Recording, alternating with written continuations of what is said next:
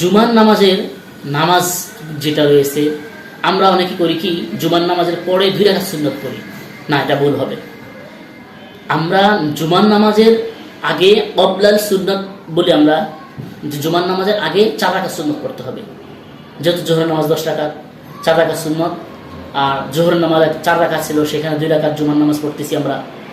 তো 2 রাকাত জুমার নামাজ, এরপরে সুন্নত আমরা নর্মালি জোহরের পরে 2 রাকাত পড়তাম, কিন্তু জুমার পরে 4 রাকাত পড়তে হবে। কেন?